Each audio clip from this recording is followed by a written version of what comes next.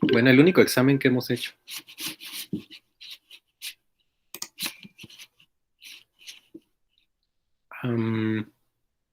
Por cierto, un aviso, ya les tengo la tercera tarea que les voy a dar hoy y esa igual, o sea, tienen una semana para entregarla.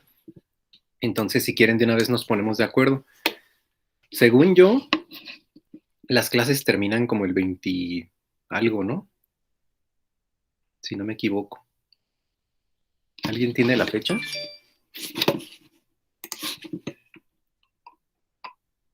Si no, déjenme ver.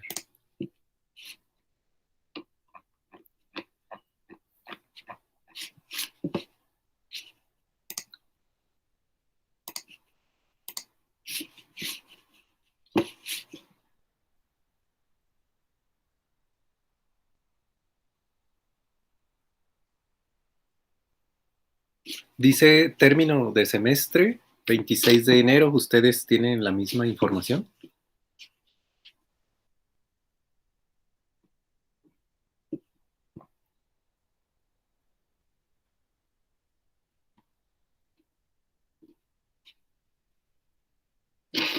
Según yo sí tenemos la misma.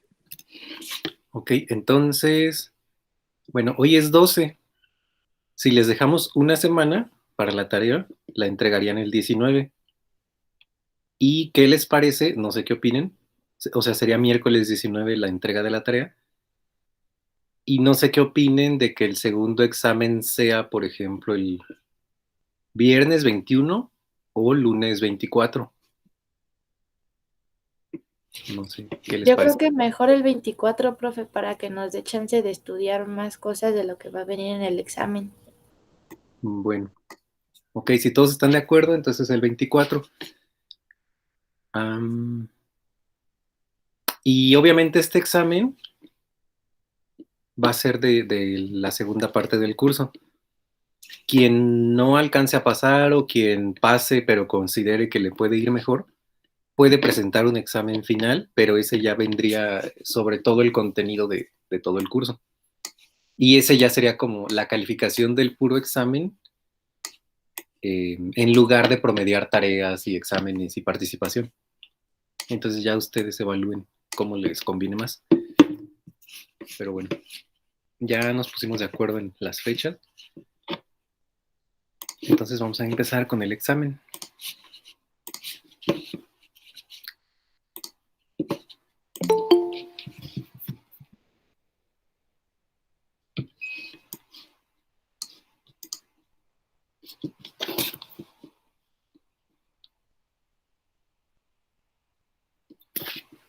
Ok, ahí sí ven, ¿verdad? Vamos a poner en el chat para los que lleguen tarde.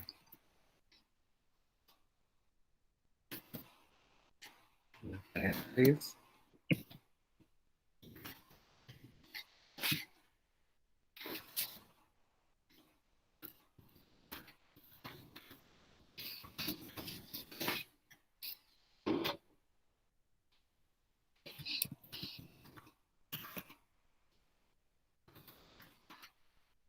El examen.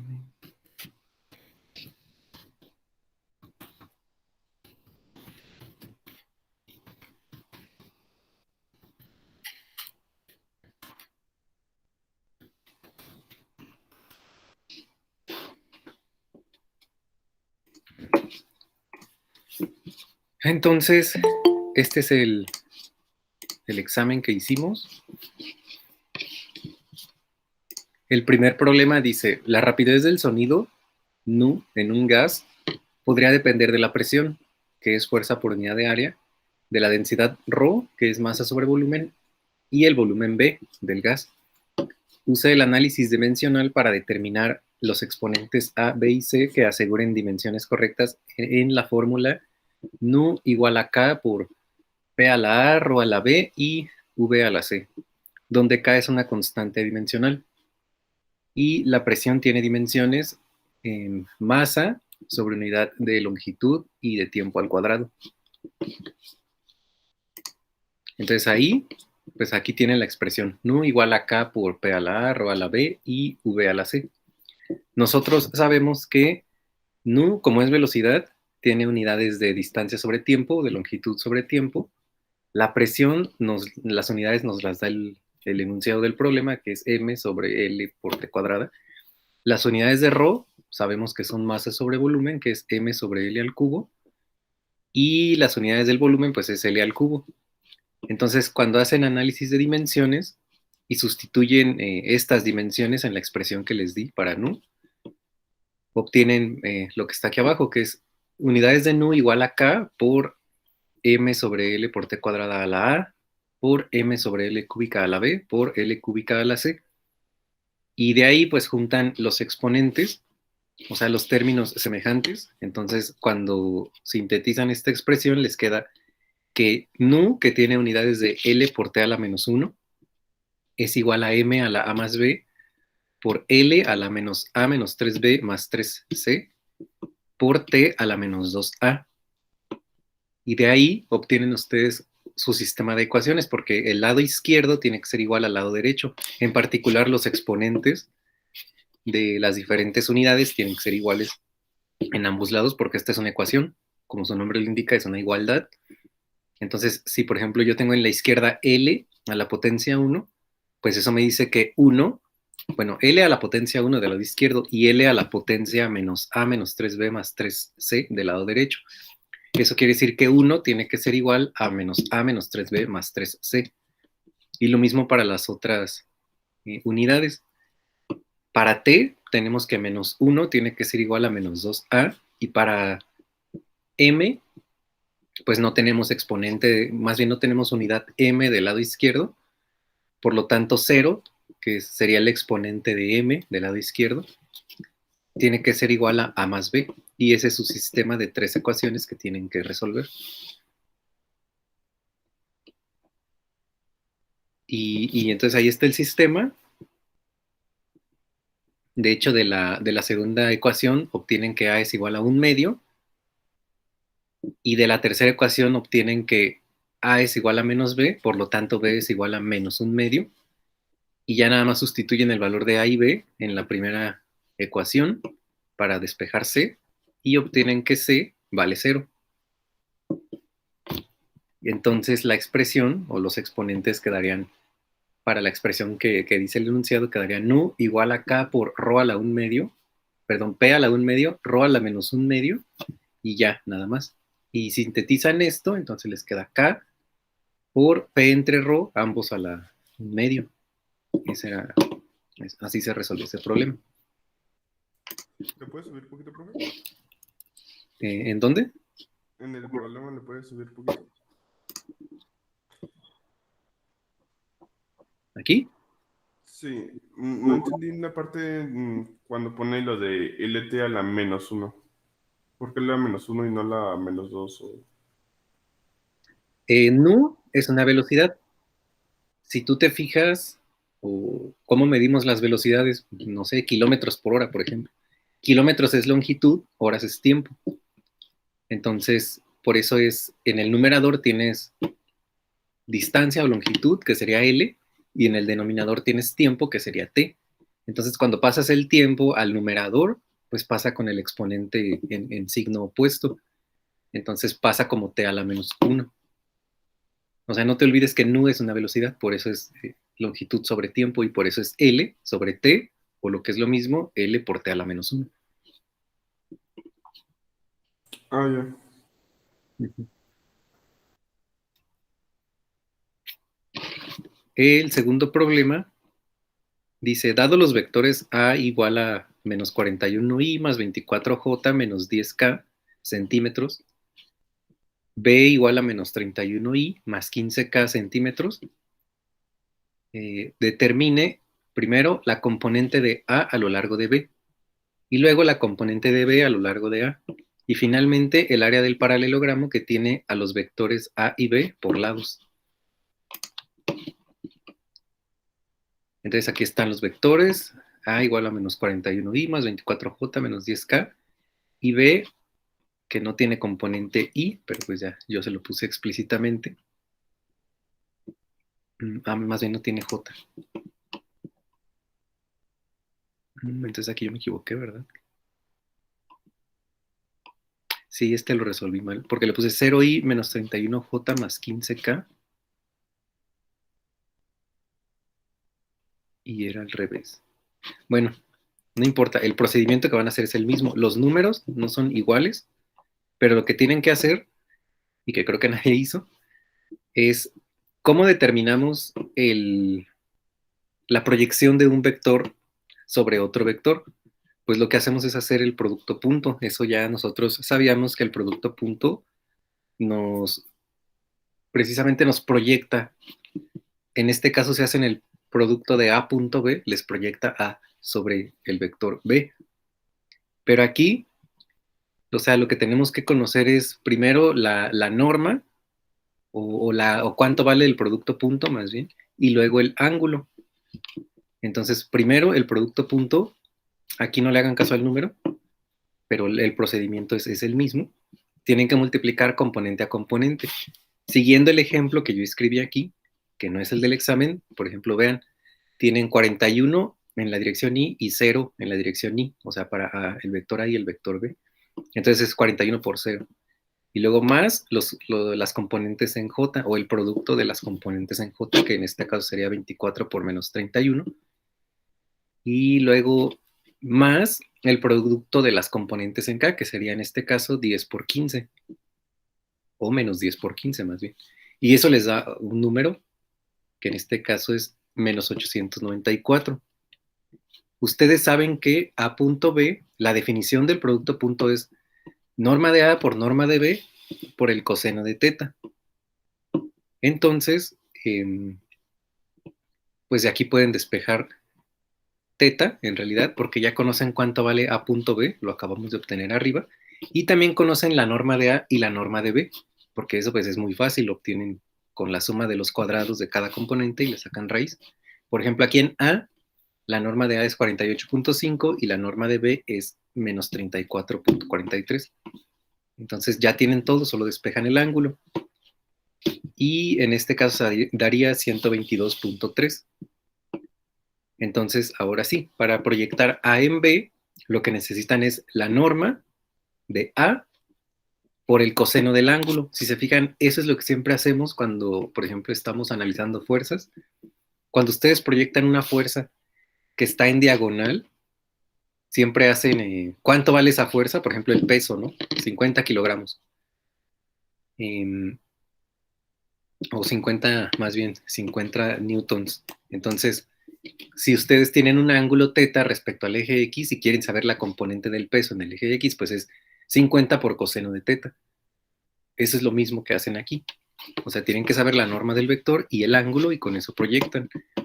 Entonces, la norma de A es 48.5, el ángulo entre A y B es 122.3, entonces la proyección va a ser 48.5 por coseno de 122, y eso les da pues un número, ¿no? Y para B es lo mismo, pero obviamente ahora proyectan en dirección opuesta, en el sentido de que antes era A sobre B, ahora proyectan B sobre A. Y para eso, pues, tienen que tomar la norma de B. En este caso es 34.43 por el coseno del ángulo, que es 122.3, y ya, eso les da la proyección. Creo que nadie lo hizo así. Y para el inciso C, que dice el área del paralelogramo, que tiene los vectores A y B por lados, cuando vimos los diferentes tipos de producto que hay o que se pueden realizar para los vectores, vimos que había producto por un escalar, vimos que había producto punto, que es este que vimos ahora, y vimos que hay producto cruz. Y yo les dije en su momento que el producto cruz nos da un vector que es perpendicular a los vectores a los cuales le están aplicando el producto cruz, y que además su magnitud es igual al área del paralelogramo que forman los vectores A y B, o sea, a los que les están aplicando el producto cruz. Entonces aquí lo que tenían que hacer es precisamente el producto cruz de A con B. Y eso era todo, o sea, tenían que hacer el producto y luego sacar la norma, porque el producto cruz obviamente les da un vector, y después al vector A cruz B le sacan la norma y ya de esa manera encontraban el área de ese paralelogramo. El siguiente problema dice, un automóvil que se mueve con aceleración constante recorre la distancia entre dos puntos que distan entre sí 58 metros en 6.20 segundos. Su velocidad cuando pasa por el segundo punto es de 15 metros por segundo. ¿Cuál es la velocidad en el primer punto? Inciso B, ¿cuál es su aceleración? E inciso C, ¿a qué distancia previa al primer punto estaba el automóvil en reposo? Bueno, estos problemas, ustedes ya saben que no hay una única manera de llegar al resultado. De hecho, varios lo hicieron diferente a mí, pero llegaron al resultado. Esta es nada más una de las formas con las que podrían haberlo hecho. Entonces, el problema nos dice que el auto se mueve con aceleración constante, que la distancia que recorre son 58 metros, que se tarda 6.20 segundos en recorrerla y no sabemos la velocidad inicial en el punto A, pero sabemos la velocidad en el punto B, lo que yo llamo velocidad final.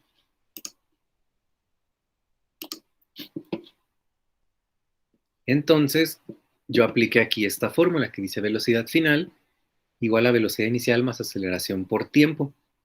O sea, aceleración igual a, bueno, de ahí despejan aceleración, que es velocidad final menos velocidad inicial sobre tiempo.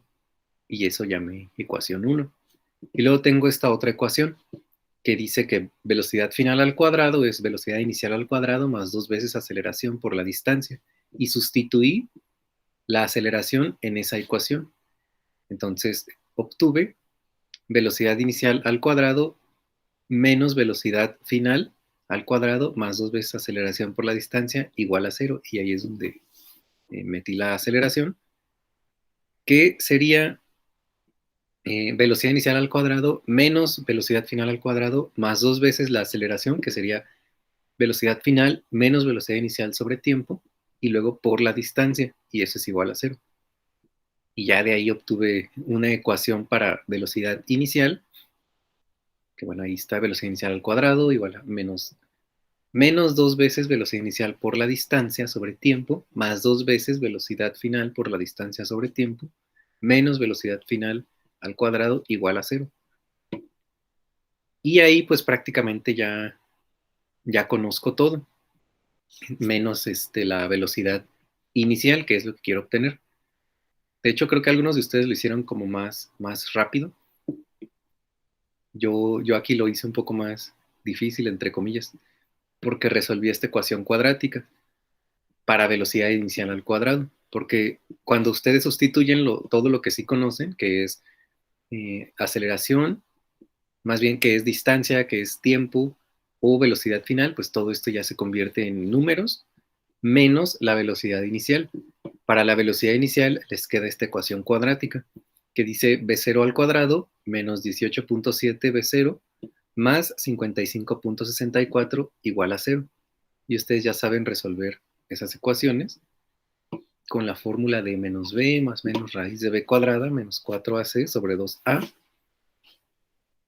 Sustituyen esos valores para esta ecuación para v0 o velocidad inicial al cuadrado y obtienen pues la solución. Entonces, la velocidad inicial es 3.71 centímetros por segundo. De hecho, casi todos lo tuvieron bien. Luego nos pide la aceleración. Bueno, pues como ya tengo la aceleración, utilizo la fórmula que tenía arriba, que es velocidad final menos velocidad inicial sobre tiempo, y me da de 1.82 metros por segundo al cuadrado. Y para el inciso C, que decía que a qué distancia previa al primer punto el auto estaba en reposo.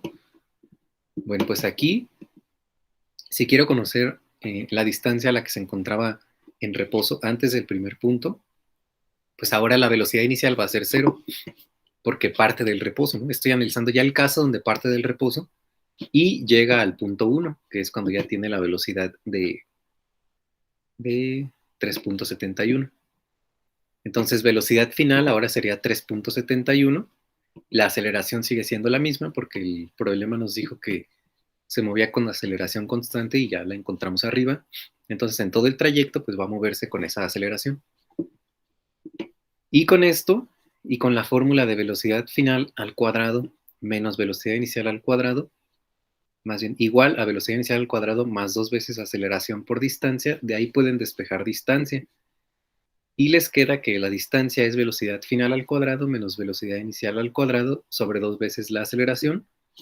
Y les da una distancia de 3.78 metros. Entonces así se resolvía ese problema. Una duda en ese problema. Ajá. En la parte donde... ¿Lo puedes hacer un poquito? Ahí está. En la fórmula de la velocidad inicial, cuando ya se sustituyen los números, aún así queda 2 por velocidad inicial por 58 entre 6.20. ¿Por qué se ignora esa velocidad inicial ahí? No sé si... A ver, es Sí, 2 por velocidad inicial por 58 ahí. ajá. No lo ignoré. Si te fijas, abajo está velocidad inicial al cuadrado y luego... Pero esa velocidad inicial al cuadrado es el que está arriba también. Exacto. O sea, todo esto es una ecuación cuadrática. Entonces, abajo está velocidad inicial al cuadrado menos 18.7 por V0, Ah, cierto. y ya de ahí obtienes tu ecuación cuadrática. Es como tener x cuadrada menos 18.7x más algo igual Ah, a... cierto, no había visto. Ok. Pero de hecho, creo que casi nadie lo hizo así. Lo hicieron de la manera más sencilla, pero como les digo, no hay una única manera de llegar al resultado mientras apliquen bien las fórmulas de movimiento acelerado.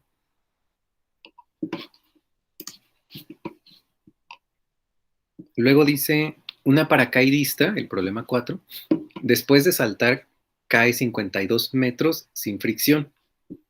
Entonces primero está en el avión, salta y cae 52 metros.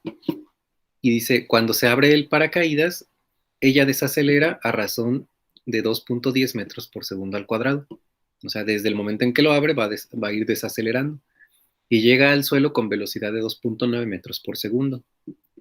Inciso A, ¿cuánto tiempo estuvo la paracaidista en el aire? E inciso B, ¿a qué altura comenzó la caída? Este también estaba pues sencillo. Nada más había como que dividir en dos el problema.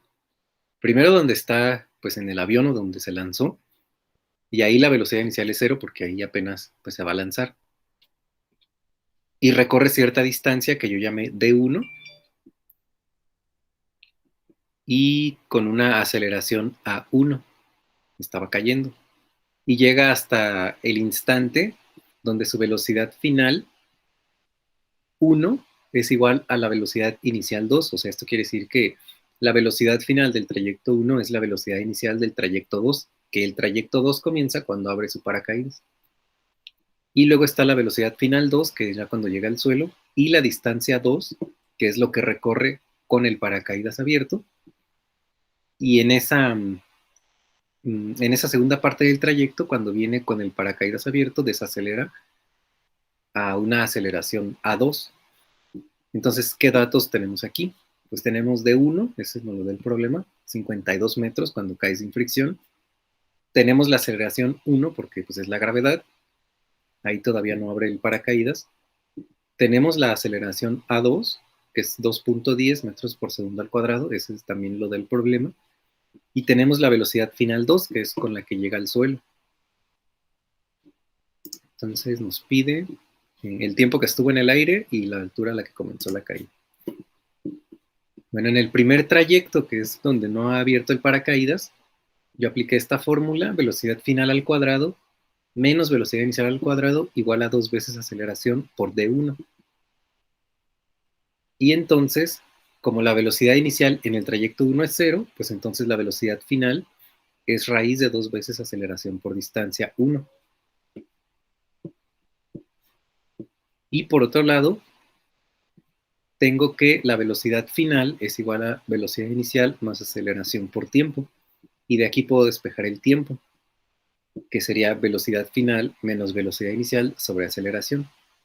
Y puedo meter aquí la expresión 1 para obtener el tiempo. Entonces, o sea, la expresión 1 para la velocidad final y encontrar el tiempo. Entonces, el tiempo sería raíz de 2 veces aceleración por la distancia menos 0, que es la velocidad inicial, sobre aceleración. Y eso me da 3.25 segundos. Entonces, en el trayecto 1, ocurre o transcurren 3.25 segundos. Y bueno, también obtengo la velocidad final en ese primer trayecto porque la voy a necesitar abajo. Entonces, velocidad final 1 va a ser velocidad inicial más aceleración por tiempo. Velocidad inicial es 0, pero ya tengo el tiempo y la aceleración es 9.8. Entonces, la velocidad final en el trayecto 1 me da 31.85 metros por segundo. Ahora en el trayecto 2. En el trayecto 2, la velocidad inicial es precisamente 31.85, que es la velocidad final del trayecto 1. La velocidad final 2 es la que nos da el problema, con la que llega al suelo. La aceleración en este segundo trayecto nos da el problema, que es 2.10 metros por segundo al cuadrado. Y aquí nuevamente puedo despejar el tiempo como velocidad final menos velocidad inicial sobre aceleración. Entonces tengo ya 2.90 menos 31.85 sobre menos 2.10 y eso nos da 13.7. Entonces el tiempo total, porque nos está diciendo el problema, cuánto tiempo estuvo la paracaidista en el aire, se refiere obviamente a ambos trayectos, pues es la suma de los dos tiempos, 3.25 más 13.78 igual a 17.03 segundos. Y luego, ¿a qué altura comenzó la caída? Pues aquí utilizamos la fórmula para la altura, que es y igual a velocidad inicial 2 por tiempo. Aquí lo que estoy calculando es la altura esta de 2, que es cuando abre el paracaídas. Entonces tengo velocidad inicial 2 por el tiempo 2 menos un medio de aceleración por el tiempo 2 al cuadrado. Todos esos datos ya los tengo. Y la altura, pues sustituyo nada más. Y la altura me da 239.5 o 51 metros. Pero ojo, esa es la altura de la segunda parte del trayecto. El problema nos había dicho que en la primera parte del trayecto, la paracaidista caía a 52 metros. Entonces, si el problema nos dice que a qué altura comenzó la caída, pues tengo que tomar en cuenta desde que se lanza, o sea, las dos alturas, Y1 más Y2, que serían 52 más 239.51, y eso nos da 291.5 metros.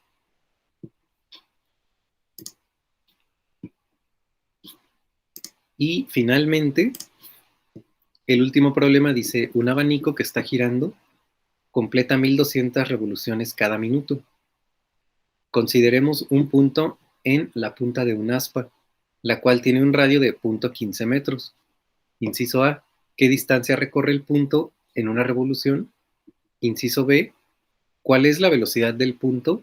E inciso C, ¿cuál es su aceleración? Bueno, entonces ahí está el aspa girando.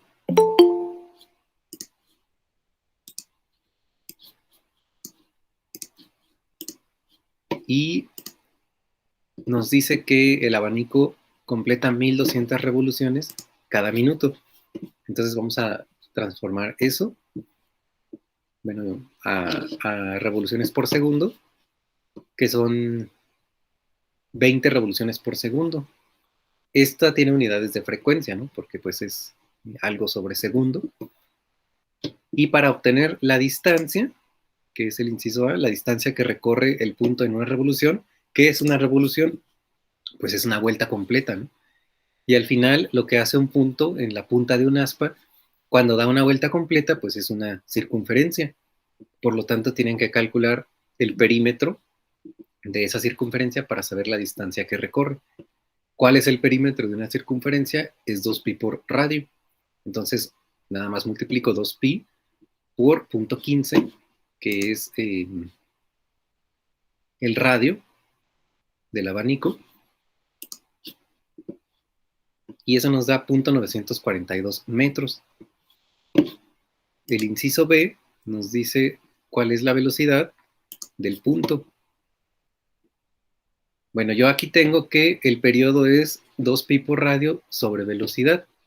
O pueden despejar la velocidad, que sería 2pi por radio, entre el periodo. Y el periodo es el inverso de la frecuencia. Entonces, si la frecuencia eran 20 revoluciones por segundo, el periodo sería 1 sobre 20, que serían 0.05 segundos. Entonces sustituyen B igual a 2pi por R sobre T. Y eso les da, bueno, 2pi por R ya lo tienen, simplemente dividen entre T, que era 0.05 segundos, y eso les da 18.84 metros por segundo. Y finalmente, ¿cuál es la aceleración? Bueno, pues la aceleración nosotros ya hemos visto que es B cuadrada entre R. Entonces ya tenemos B, que la acabamos de encontrar, y tenemos el radio que nos da el problema.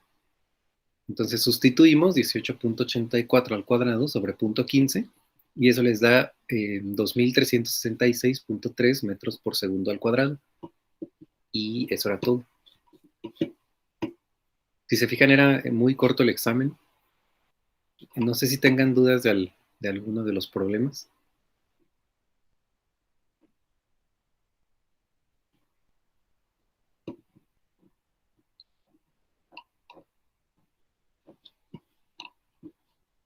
Bueno, si no hay dudas, entonces vamos a seguir con la clase. Sí, profe, no hay dudas. Gracias. Ok.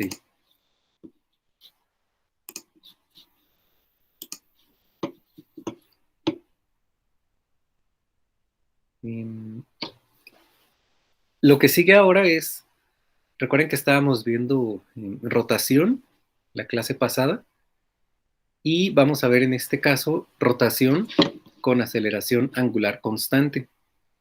Entonces nosotros, a ver si se ve mejor.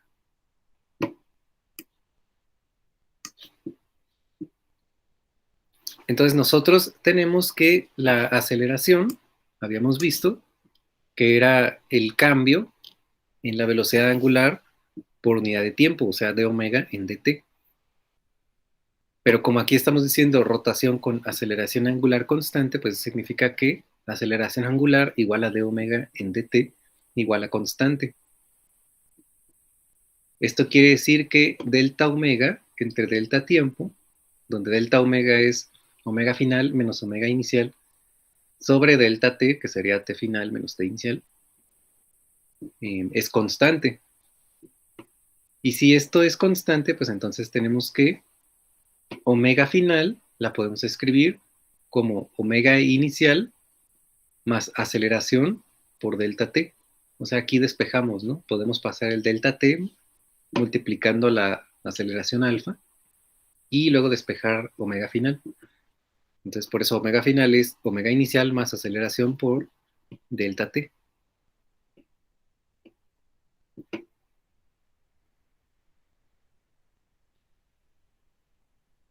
Y también tenemos que, si ustedes, bueno, el término, más bien el término alfa, aceleración angular por dt, es igual a d omega en dt por dt, pues entonces alfa es d omega. Y podemos integrar. Podemos integrar d omega desde un omega inicial hasta un omega final. Omega es la velocidad angular, recuerden. Y sustituir en lugar de d omega, pues poner el alfa delta t, que es lo que tenemos arriba. Y en este caso ya no integrarían sobre omega, sino integrarían sobre el tiempo. Alfa delta t desde un tiempo inicial hasta un tiempo final, sacando alfa de la integral, porque este tema dice con aceleración angular constante, entonces integrarían solamente dt desde un tiempo inicial a un tiempo final, y obtienen que esto es igual a alfa por tiempo final menos tiempo inicial. Entonces sustituimos en lo que teníamos arriba, que es omega final menos omega inicial, igual a alfa por delta t, que era tiempo final, menos tiempo inicial. Y de ahí pues obtienen esa fórmula que es muy, pues es la fórmula, ¿no? De hecho, si se fijan, es análoga a la de velocidad final, igual a velocidad inicial más aceleración por tiempo. Pues aquí tiene la misma forma, pero este es para el caso de movimiento circular.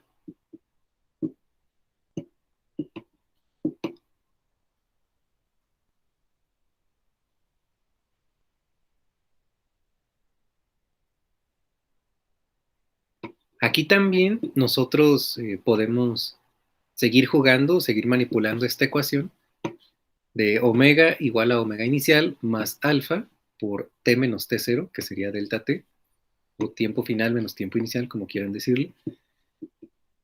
Y recordando que omega, que es la velocidad angular, en analogía al movimiento rectilíneo, donde la velocidad es el cambio en la distancia entre el tiempo, pues en este caso que es velocidad angular, recordemos que la velocidad angular es d θ en dt, o sea, cuánto en ángulo recorren por intervalo de tiempo. Entonces sustituyen en vez de omega, ponen d θ en dt, igual a omega 0 más alfa por t menos t0. Y de aquí pueden despejar para dθ, que sería omega 0 más alfa por t menos t0, todo eso en un paréntesis multiplicando al diferencial de tiempo. Y de aquí pueden integrar.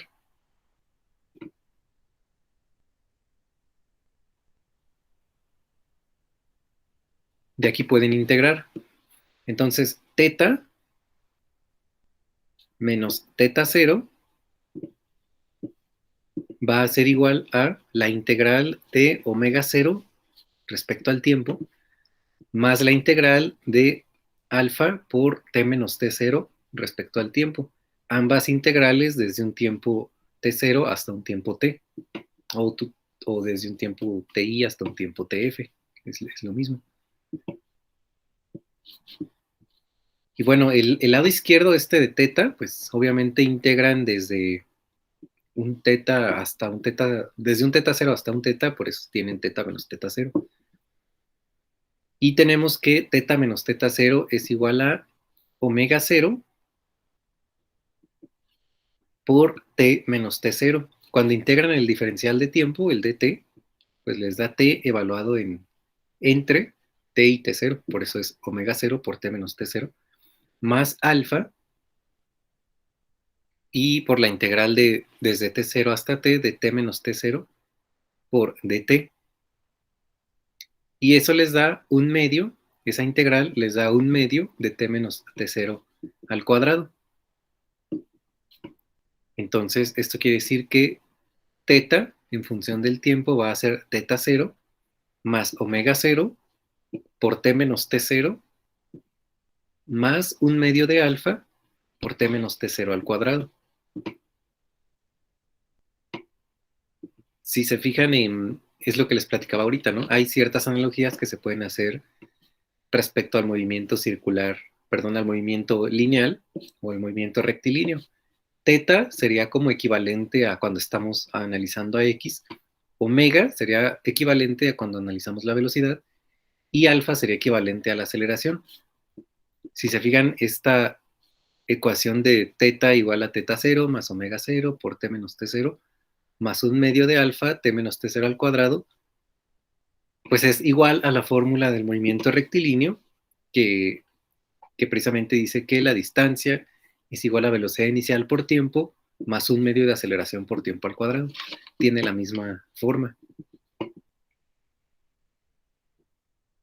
Ahora, cuando t es 0, pues tenemos que θ de t es θ0 más omega 0 por t más un medio de alfa por t cuadrada, lo que les decía. Esto se parece a la fórmula X, igual a velocidad inicial, bueno, aquí será la posición inicial, más velocidad inicial por tiempo, más un medio de aceleración por tiempo al cuadrado.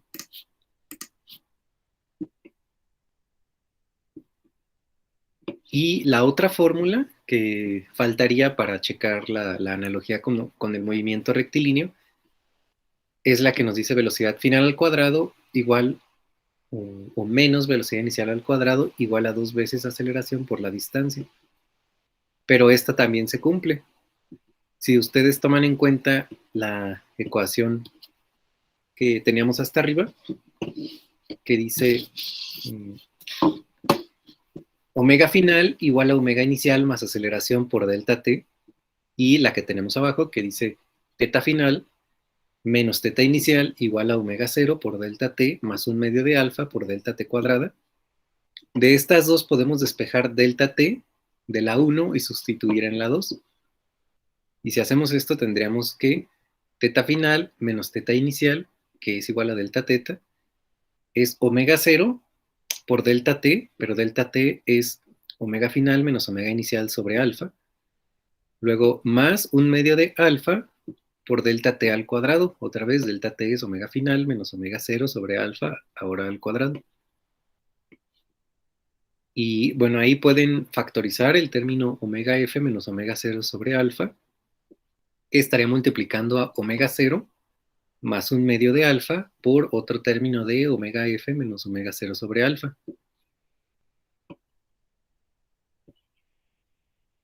Y bueno, aquí siguen desarrollando el álgebra. Se va a simplificar su expresión y van a llegar a que 2 veces la aceleración por delta teta es igual a omega final menos omega inicial, ambas al cuadrado, que es precisamente la fórmula que nos faltaba y que es análoga a la de velocidad final menos velocidad inicial igual a 2 veces aceleración por distancia. Entonces, en este caso, donde tenemos rotación con aceleración angular constante, se cumplen estas fórmulas que son análogas al movimiento uniformemente acelerado, que ya habíamos visto.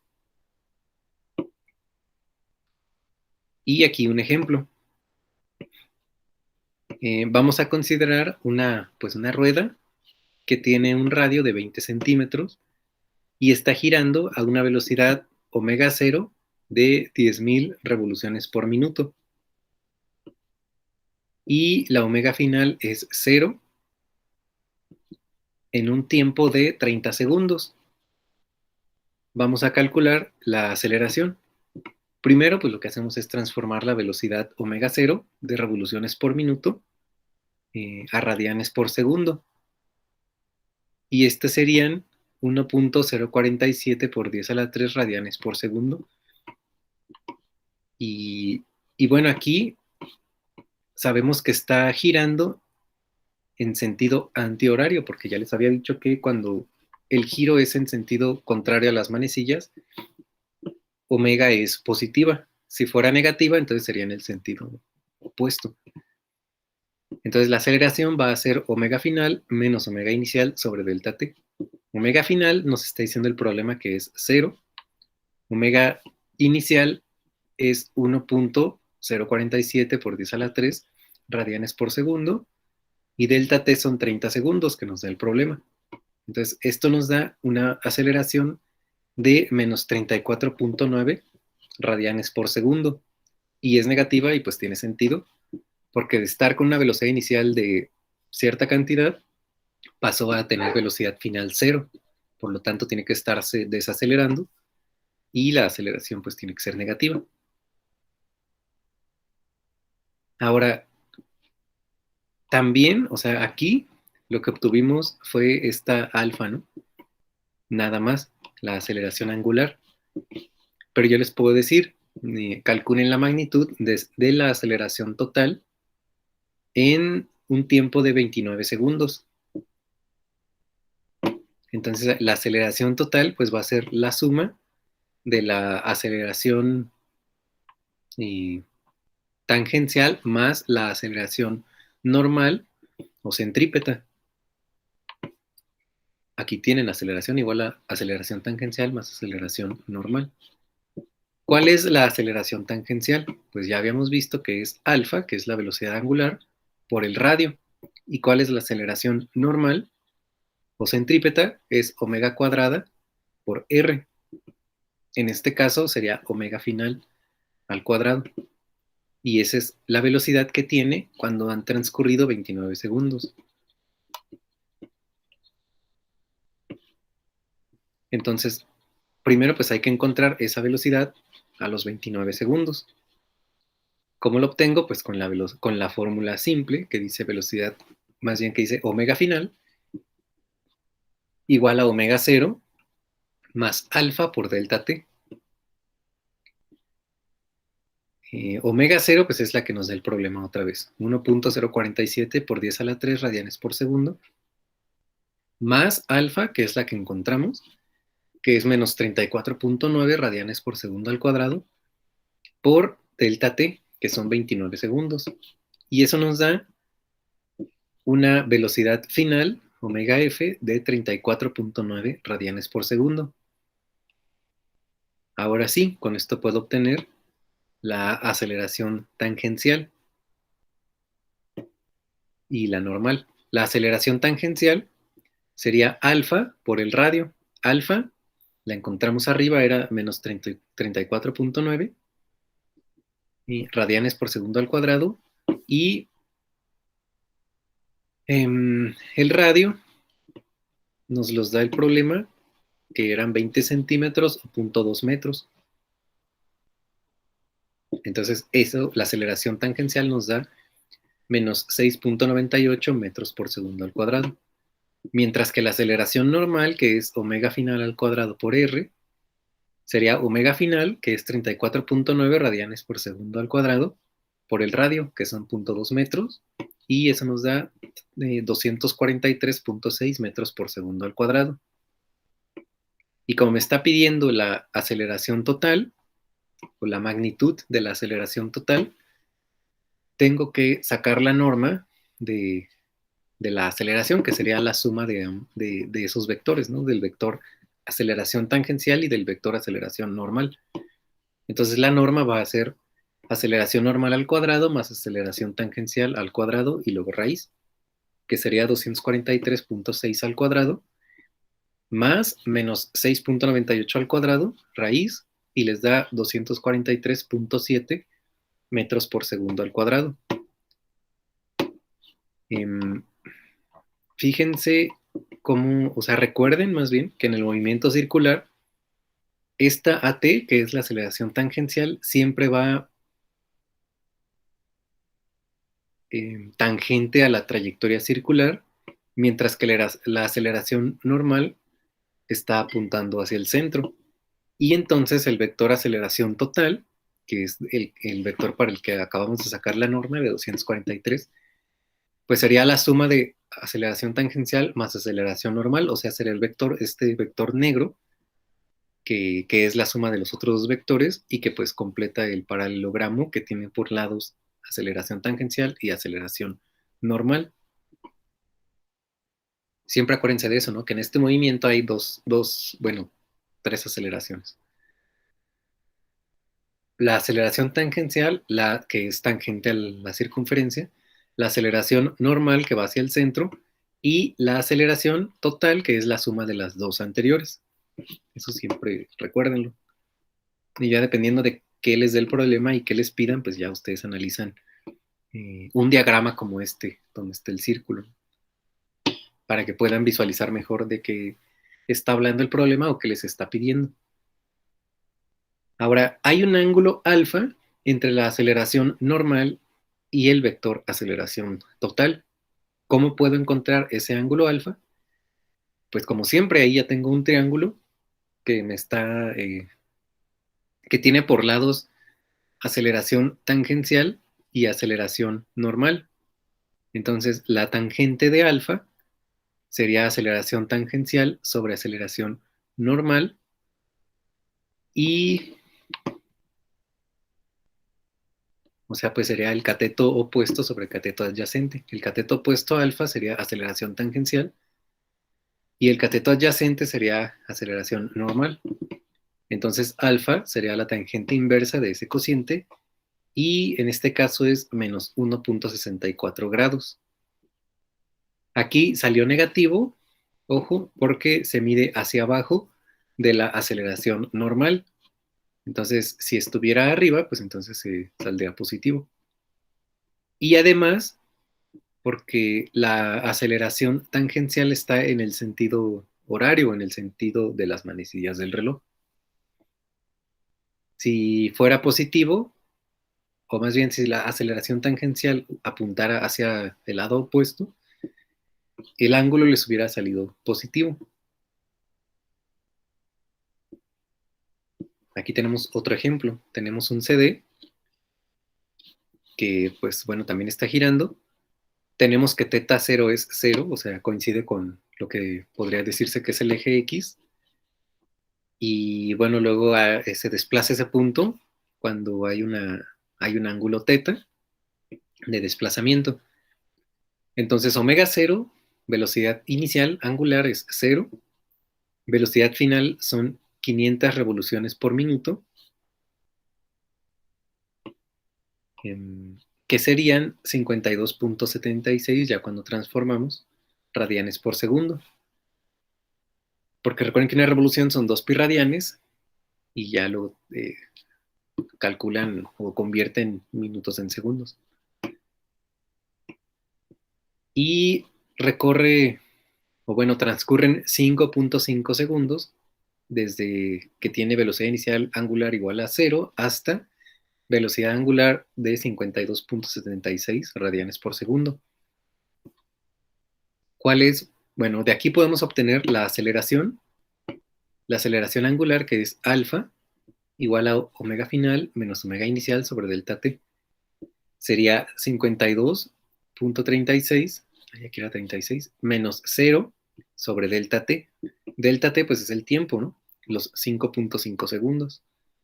Entonces la aceleración angular les da 9.52 radianes por segundo al cuadrado. Vamos a calcular el número de revoluciones que da en 5.5 segundos. Pues nosotros tenemos, en analogía a la fórmula de la distancia en movimiento uniforme acelerado, tenemos que teta es teta inicial más omega inicial por tiempo más 1/2 de aceleración por tiempo al cuadrado. Y bueno, eso es igual a, como velocidad inicial es 0 y teta 0 es 0, pues nada más tenemos 1/2 de aceleración, que es 9.52, por tiempo al cuadrado, que son 5.5 al cuadrado, y eso les da 143.99 radianes. Eso es en radianes. Pero otra vez, recuerden que 2 pi radianes es una revolución, por lo tanto transformamos esto a revoluciones y nos da 22.9 revoluciones. Ahora, si el disco tiene 6 centímetros de radio, ese es un dato nuevo, calculen la distancia viajada por un punto en el borde del disco en un tiempo de 5.5 segundos. De hecho, se parece mucho al del examen, si se fijan. Y otra vez, en una revolución recorre 2 pi por radio, que es la distancia o el perímetro. Entonces, es 2 pi por 6 centímetros, que serían 37.69 centímetros.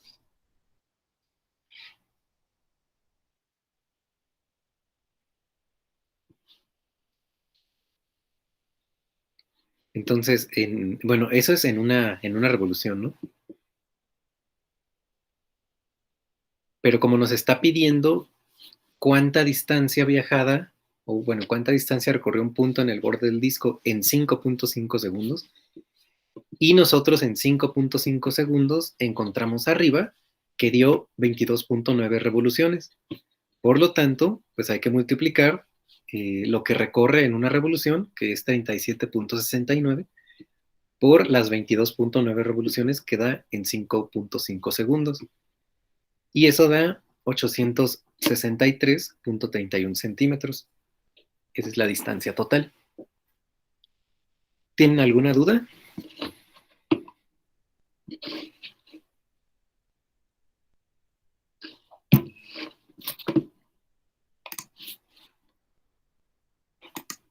Bueno, sigamos entonces.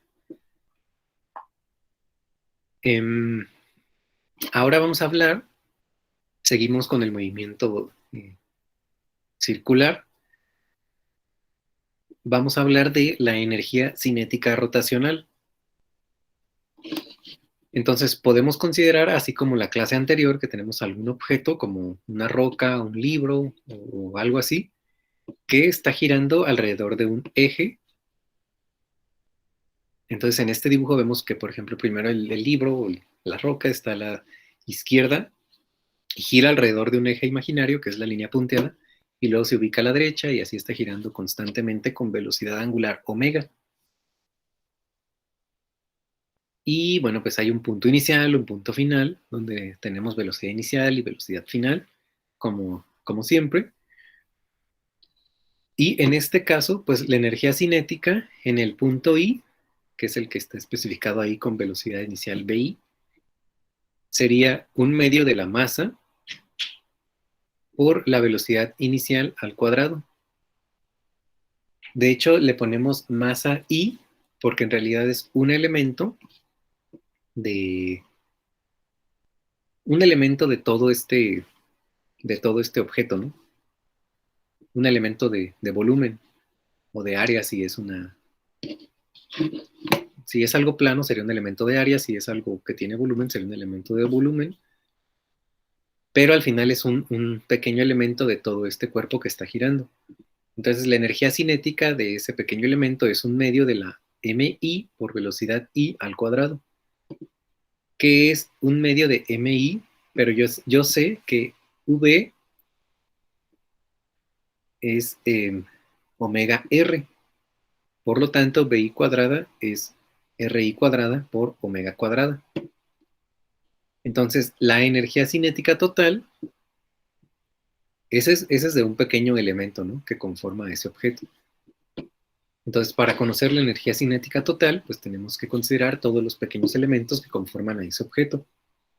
Entonces, tenemos que sumar sobre todos esos pequeños objetos. Sería la suma sobre I de un medio de MI por RI cuadrada por omega cuadrada. Omega no lleva subíndice I porque todos los elementos que conforman ese objeto pues están rotando a la misma velocidad omega. No es una rotación diferencial. Entonces es un sólido rígido, entonces todos los puntos en ese cuerpo se mueven con la misma velocidad angular omega. Y aquí podemos asociar, en particular, el 1/2 se deja fuera, y dentro de un paréntesis podemos dejar simplemente la suma sobre I de MI por RI al cuadrado, y dejamos fuera del paréntesis al omega cuadrado. Y resulta que eso que está dentro del paréntesis, que es la suma sobre I de MI por RI cuadrada, se llama en física momento de inercia.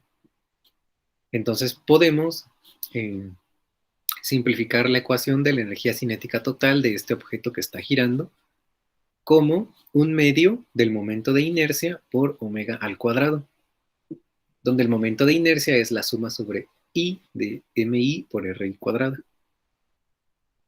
Las unidades del momento de inercia son masa por longitud al cuadrado, porque si se fijan en lo que está dentro del paréntesis, tengo MI, que es masa, y RI cuadrada, que es longitud al cuadrado, por eso es ML cuadrada. ¿Y qué es el momento de inercia? Pues es la resistencia inercial que se tiene a los cambios del movimiento rotacional alrededor del eje de rotación. De inercia, esa cantidad que está entre paréntesis. Y vamos a ver aquí un ejemplo. Pues aquí tenemos estas masas que están girando alrededor de este eje imaginario, que es la línea punteada, y están girando con una velocidad angular omega. La distancia al eje de rotación es A, y la distancia vertical entre las masas es 2 veces B. Entonces, en este caso, ¿cuál es el momento de inercia? Pues es la suma, como ya especificamos arriba, de MI por RI al cuadrado. Pero término a término, ¿qué es esta suma de MI por RI al cuadrado? Bueno, pues es la masa 1, que en realidad todas las masas tienen la misma masa, pero bueno, sería la masa 1 por R1 al cuadrado, más la masa 2 por R2 al cuadrado, más la masa 3 por R3 al cuadrado, más la masa 4 por R4 al cuadrado. Todas las masas son iguales y pues todas las R1, R2, R3 y R4 son iguales, porque recuerden que R es la distancia al eje de rotación y todas ellas están a la misma distancia del eje de rotación, que es A. Entonces el momento de inercia para este sistema en particular es 4m por A cuadrada. kilogramos por metros al cuadrado. Ahora ya tengo el momento de inercia. ¿Cuál es la energía cinética rotacional? Bueno, pues es 1/2 del momento de inercia por omega cuadrada. ¿Qué sería 1/2 de 4ma cuadrada por omega al cuadrado? Y esto es igual a 2ma cuadrada por omega cuadrada.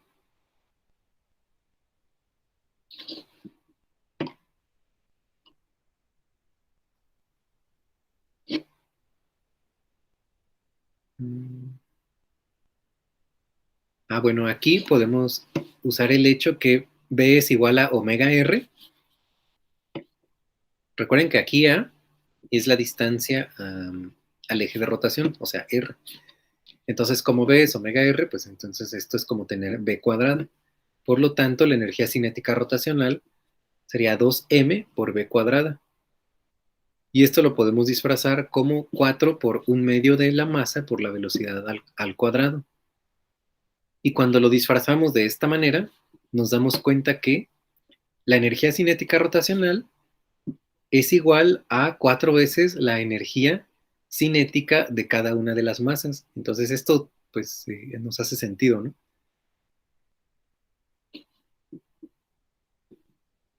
Y como la aceleración normal es b cuadrada sobre r, igual a omega cuadrada r, entonces b cuadrada es omega cuadrada por r cuadrada.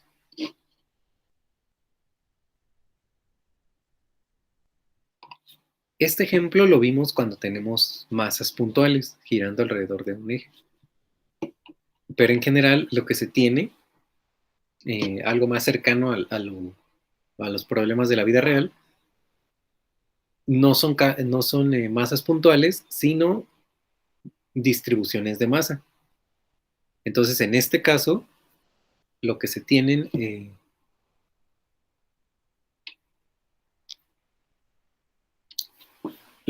son pequeños elementos, como ya habíamos visto al inicio, que van a conformar a todo el objeto. Entonces, aquí en este dibujo está el eje de rotación, que es la línea punteada. Está un objeto que está girando alrededor de ese eje y está el vector o la distancia RI, que va desde el eje hasta el elemento de volumen o de área o de lo que sea que conforma al objeto.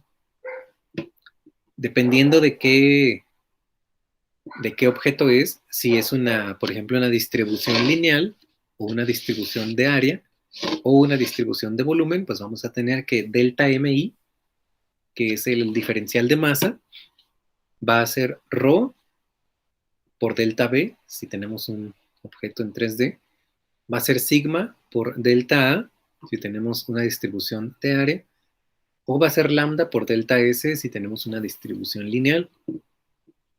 Entonces, el momento de inercia, que es la suma, como habíamos visto arriba, de los MI por los RI cuadrada, bueno, en este caso sería la suma sobre I de los delta MI, porque aquí ya no tenemos masas puntuales, sino elementos diferenciales de masa.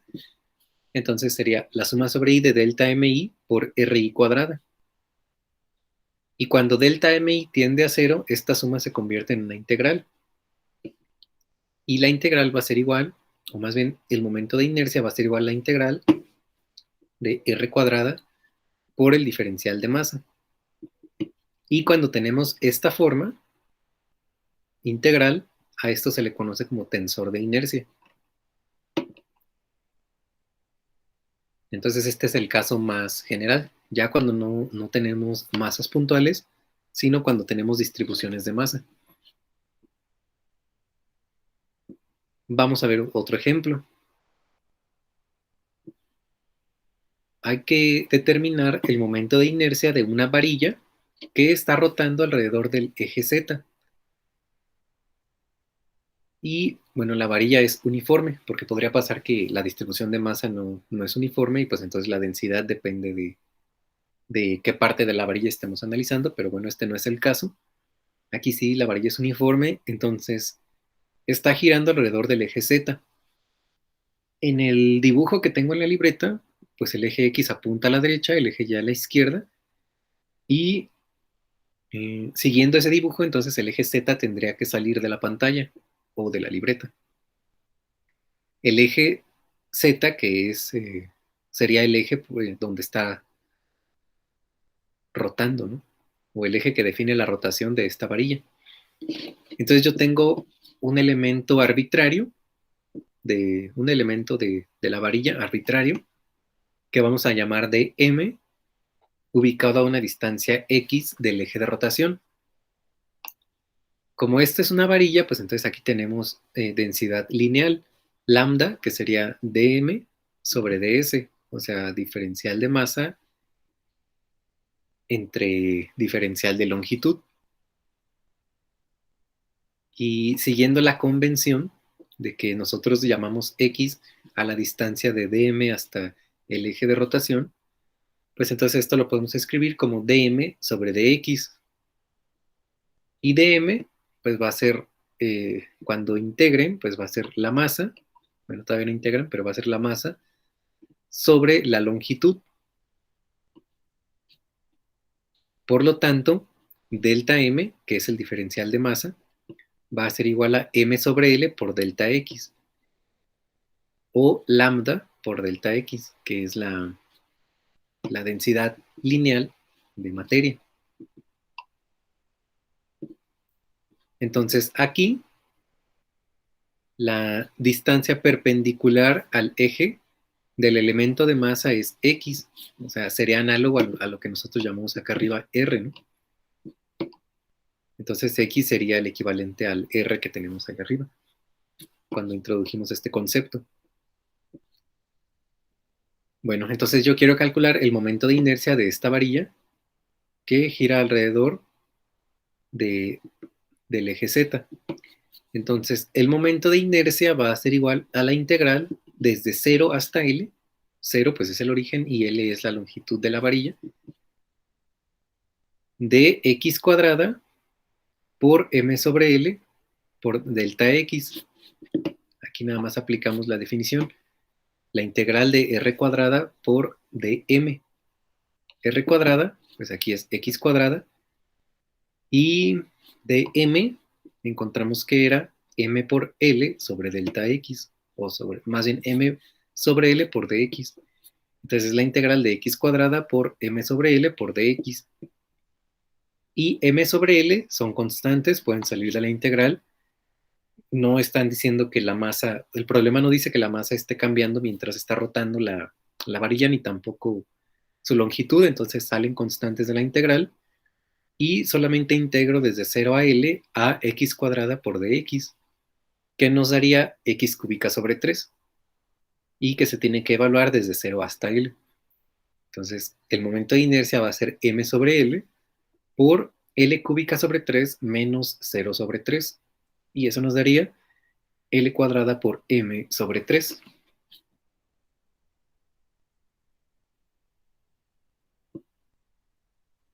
Ahora, para el momento de inercia, o sea, este es el momento de inercia respecto al eje Z, ¿no? Porque ahí está el eje de rotación. Pero respecto al eje X, nosotros, o sea, para calcular el momento de inercia respecto al eje X, tendríamos que integrar r cuadrada por dm, así como hicimos arriba, donde r cuadrada sería la distancia como es la distancia desde el punto en la varilla hasta el eje de rotación. Y el eje de rotación, o sea, si calculamos el momento de inercia respecto al eje X, entonces el eje de rotación sería el eje X, por lo tanto la distancia desde cualquier punto en la varilla hasta el eje X sería 0, y por lo tanto el momento de inercia es 0. Entonces, la varilla que está ubicada sobre el eje X, si queremos calcular su momento de inercia respecto a un eje de rotación que coincide con el eje X, pues entonces va a ser 0, porque no hay una distancia desde cualquier punto de la varilla hasta el eje de rotación.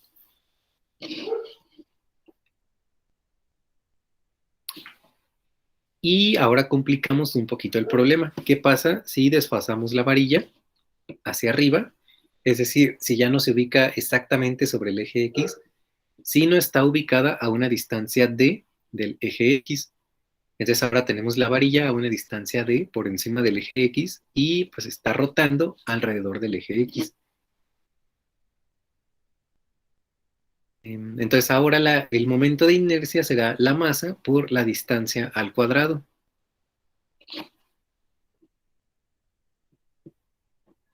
Se tiene que tomar en cuenta pues esta distancia, ¿no? Ahora sí se podría calcular, o sea, lo que acá arriba fue 0, ahora sí se podría calcular porque ya hay una distancia desde cada punto de la varilla hacia el eje de rotación, que sería el eje X. Y en ese caso, pues el momento de inercia sería la masa por la distancia al cuadrado, la distancia D.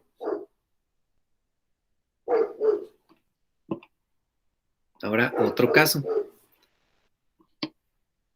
Bueno, estos ustedes los podrían confirmar, es nada más para ver cómo va cambiando el momento de inercia dependiendo de sobre quién estemos midiéndolo, ¿no? Aquí, por ejemplo, estamos considerando que hay un eje de rotación por encima del plano XZ, que está marcado por esta línea punteada, y entonces la varilla está rotando alrededor de ese plano, más bien alrededor de ese eje. Entonces, en sí la varilla estaría rotando sobre el plano XY. Y ahí el momento de inercia, si hacen las cuentas, sería 1/3 de m por L cuadrada. Ahora, si tenemos que el eje de rotación coincide con el eje y hacemos la integral, vamos a obtener que el momento de inercia es 1/3 de ml cuadrada. De hecho, es igual al anterior, si se fijan. Y también podría existir el caso donde estemos interesados en determinar el momento de inercia en el caso donde el eje de rotación coincide con el centro de masa de la varilla. Entonces, la varilla estaría girando sobre un eje que coincide con el centro de masa.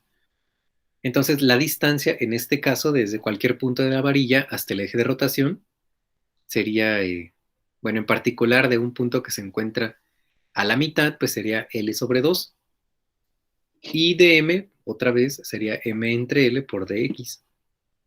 Entonces, el momento de inercia sería la integral de R cuadrada por dm. Y la integral iría desde menos L cuadrada, más bien desde menos L sobre 2 hasta L sobre 2. Y sería la integral de R cuadrada, que sería X cuadrada por dm, que sería M sobre L por dx. Aquí nuevamente, ni M ni L van cambiando conforme está girando la varilla, por lo tanto salen de la integral.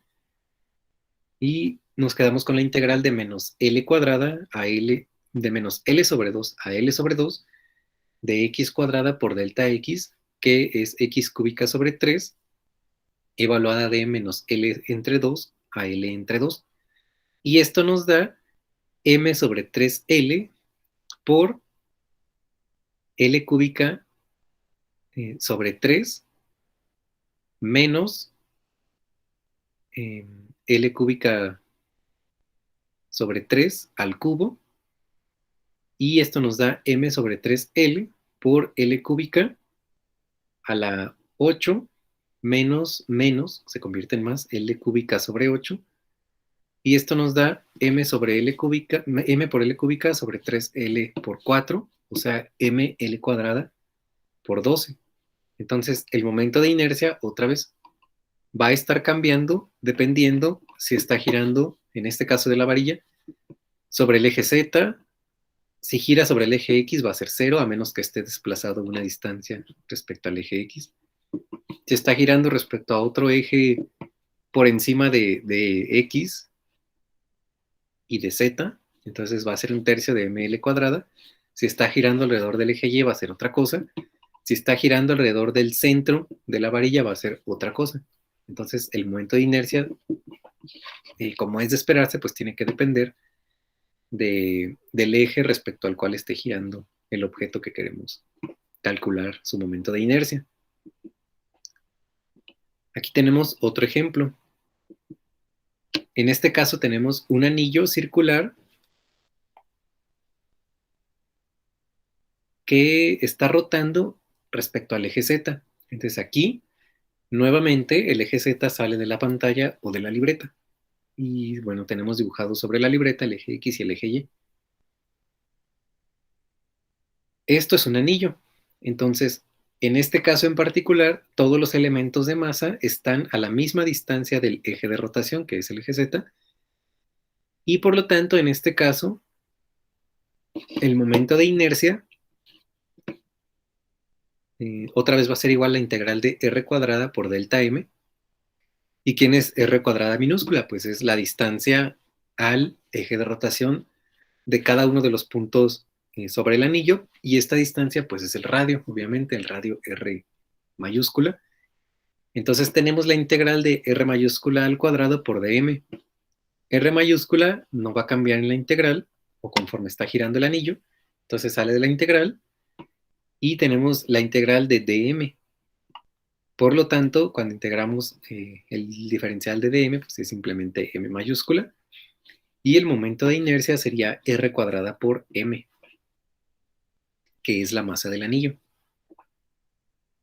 Está muy, muy sencillo este caso. Aquí tenemos otro caso.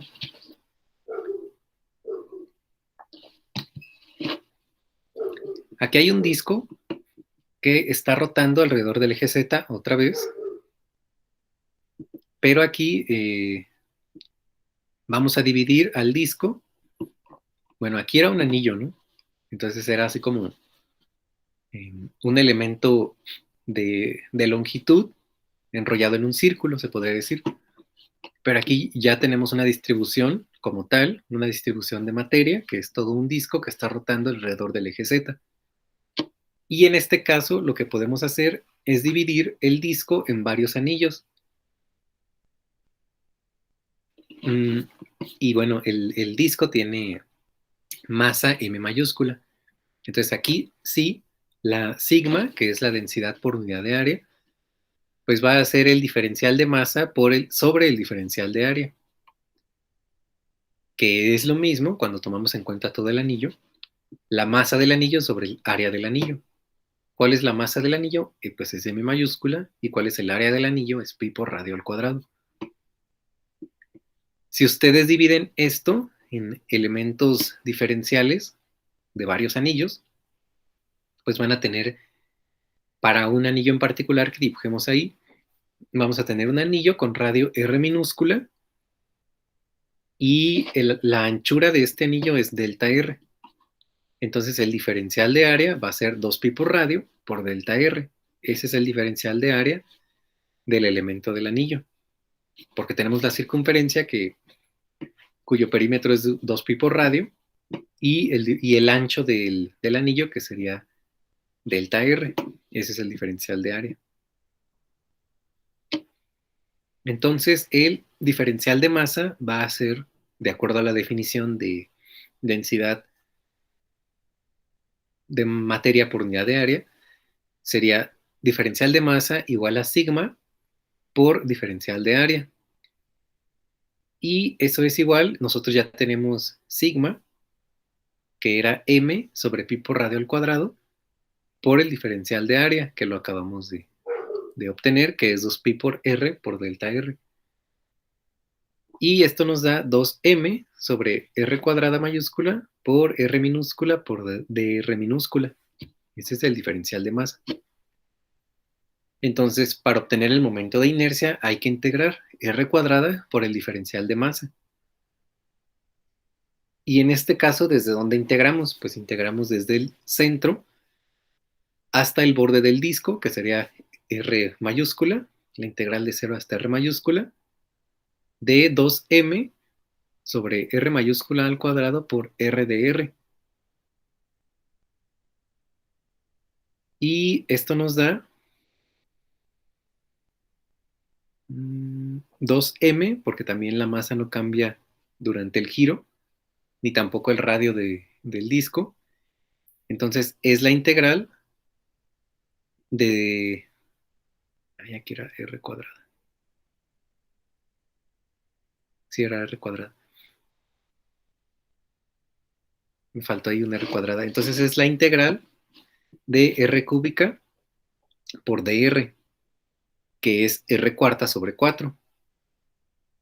Y entonces esto nos da 2m sobre r cuadrada por r cuarta sobre 4 evaluada desde 0 hasta r.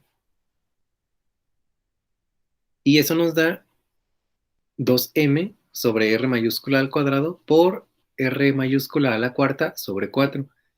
La parte donde evaluamos en 0, pues como es evaluada en 0, no pinta, no contribuye. Y el momento de inercia en este caso va a ser m por r mayúscula al cuadrado sobre 2. Y ya en el disco entonces es mr cuadrada sobre 2. Si se fijan, todos los problemas de calcular el momento de inercia se reducen a calcular el diferencial de masa. Porque el momento de inercia pues está precisamente definido como la integral de r cuadrada por diferencial de masa. Y lo único que cambia de problema a problema es el diferencial de masa. En este caso tenían un anillo, calculamos el diferencial de masa y lo sustituimos en esa integral. Aquí tenemos un disco y calculamos el diferencial de masa. Aquí teníamos un anillo y también, bueno, aquí no hubo necesidad de calcularlo, pero metimos el diferencial de masa del anillo, que era delta M. Y acá en la varilla también hubo necesidad de calcular el diferencial de masa de la barra. Y bueno, así en cada caso. Otro ejemplo, aquí tenemos un cilindro que está rotando alrededor del eje Z. Entonces aquí yo dibujé todo el cilindro. Acá en el lado.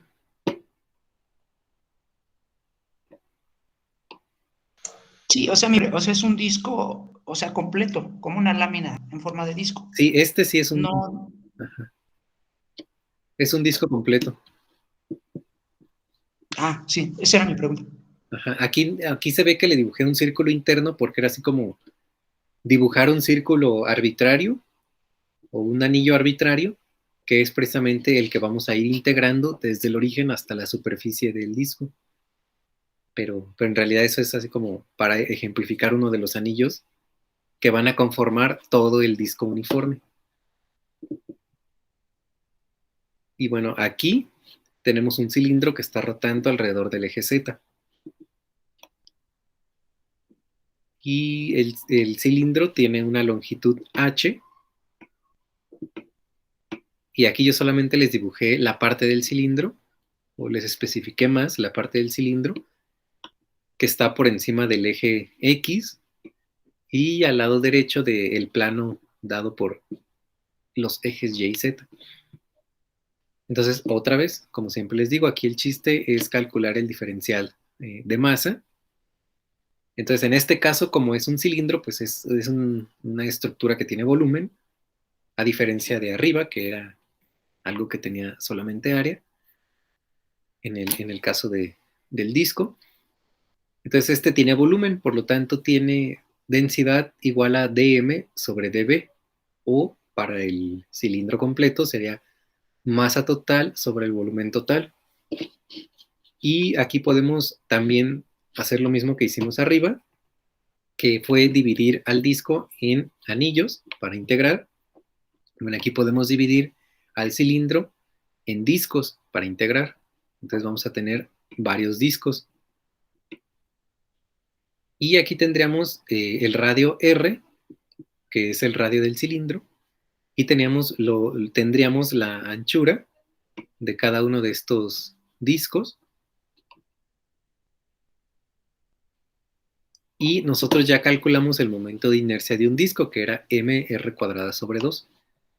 Entonces, en este caso tendremos el momento de inercia de cada disco con masa delta m, sería 1/2 de delta m por el radio r cuadrada.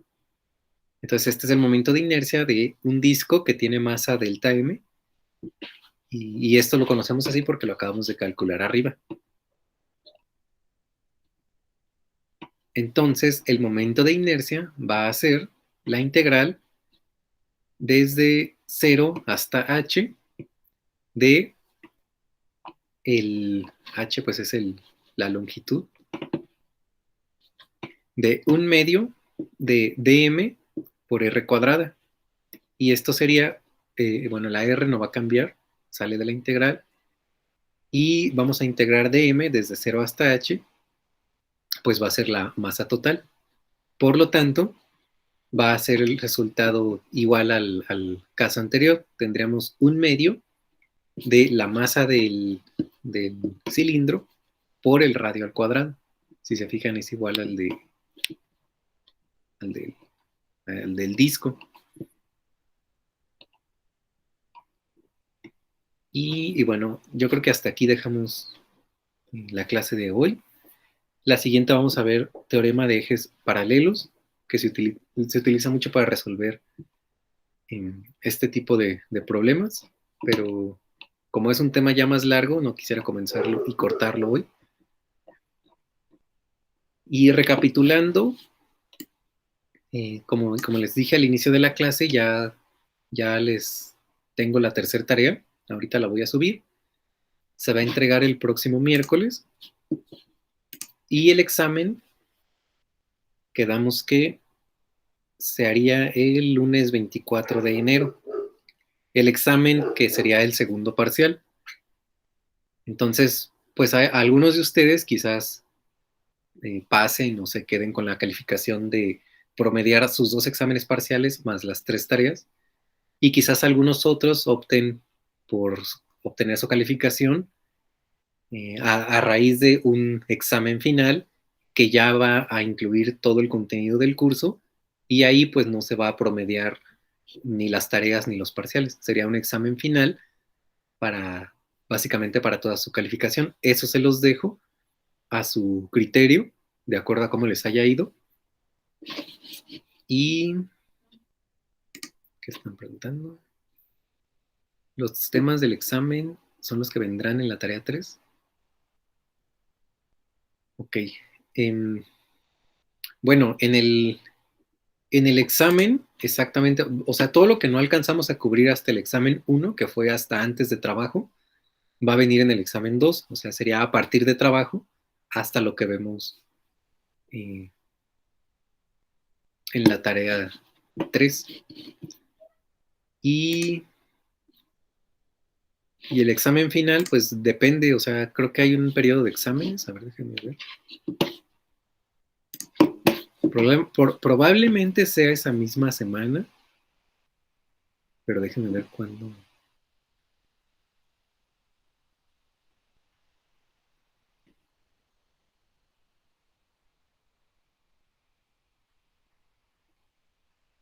Si alguien tiene por ahí las fechas de los exámenes, pues también puede decirnos.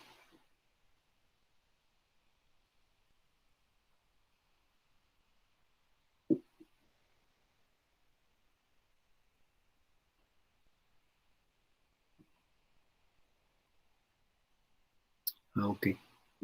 Exámenes ordinarios. Primer periodo ordinario de exámenes. Esto está en la página de la ENES. Yo ahí me estoy basando. Del 31 de enero al 4 de febrero. Ok. Bueno, entonces en esas fechas sería el examen final. A ver, igual les quiero preguntar solamente para ver qué opinan. O si creen que les conviene o si creen que no les conviene. No sé, ustedes van a decir.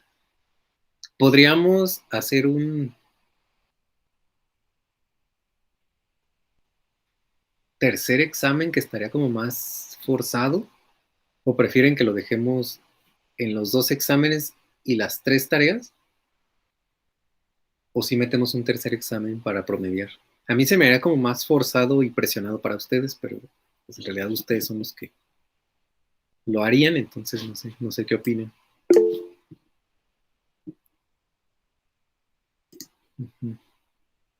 Bueno, los 2 exámenes y las 2 tareas. En realidad serían 3 tareas porque más la que voy a dejar hoy. Pero bueno, ya hay una opinión.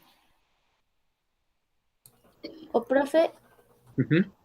podría ser en vez de un tercer examen, una cuarta tarea, pero que valga un poco más. Porque es que el tercer examen yo lo veo forzado porque no nos daría chance como de estudiar lo suficiente para sacarlo bien. Entonces sustituirla por una cuarta tarea, pero que tenga un poquito más de puntaje, digamos así. Uh-huh.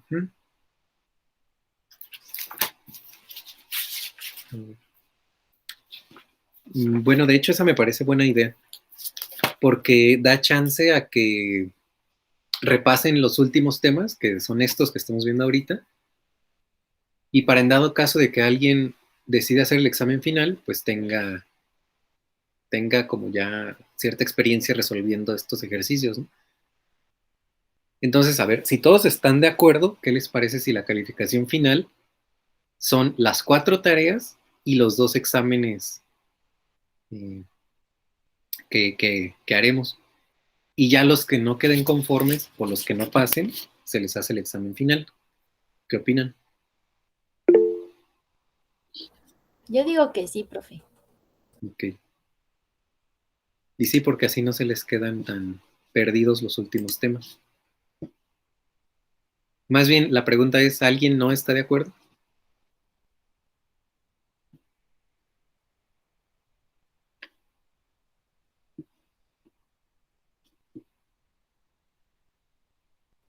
Entonces vamos a ver. La cuarta tarea, fíjense, ahorita es 12.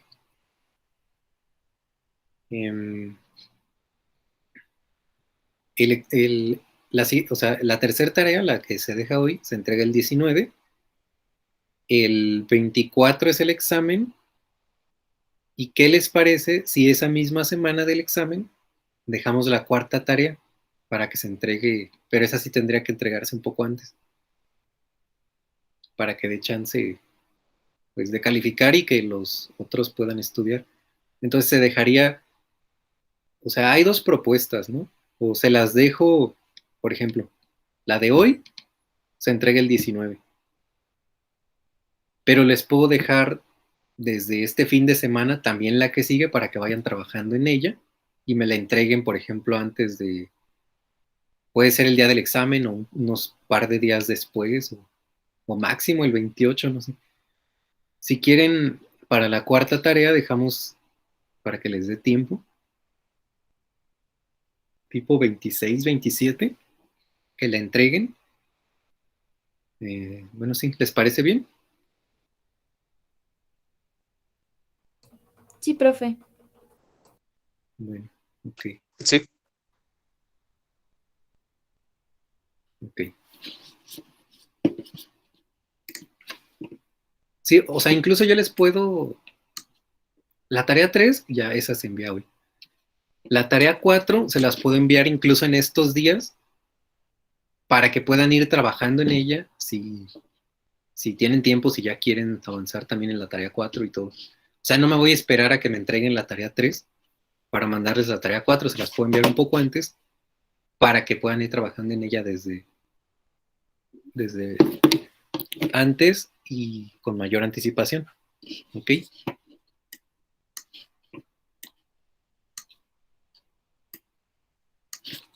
Bueno.